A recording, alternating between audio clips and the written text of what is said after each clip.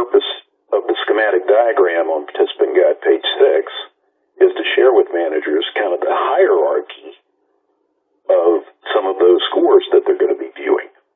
The number one most important category that the managers are going to be seeing regarding each of their sales team members is M, and we call it the big M. It stands for prospecting motivation.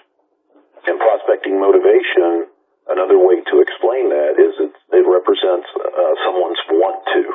How badly do they want to be successful? So it consists of a combination of that rep's physical energy and also their emotional energy. Do they have enough stamina to make it happen on a consistent, repetitive basis?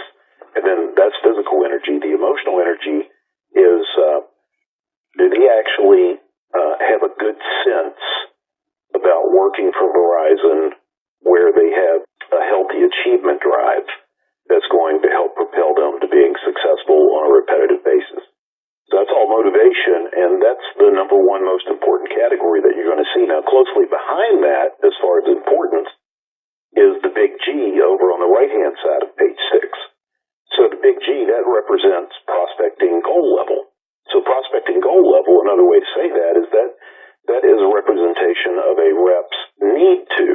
Okay, so even if they want to be successful, which is motivation, do they really need to be successful? Do they need to be doing all of these proactive prospecting activities on a consistent basis? Do they feel they need to do that? Do they feel that all that activity that they're driving, that they're doing on a repetitive basis, do they feel that that's getting them to some end result?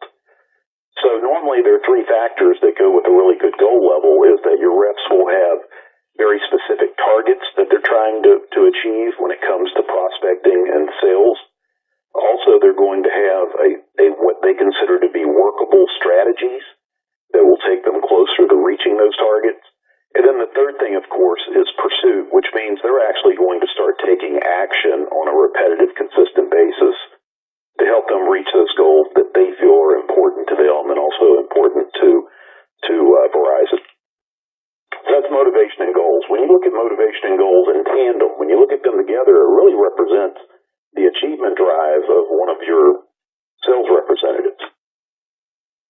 Now, the third thing is this thing in the middle on page 6, which it says there's a yellow starburst and then it says emotional interference. Okay, that's call reluctance. So if you've got a motivated representative, which means they really want to be successful, and they're goal-focused, which means they know why they need to be successful. Okay, so they want to, they need to, but this thing that happens in the middle, this emotional interference, would be a rep saying, well, I know I want to, I know I need to, but I just can't do it right now.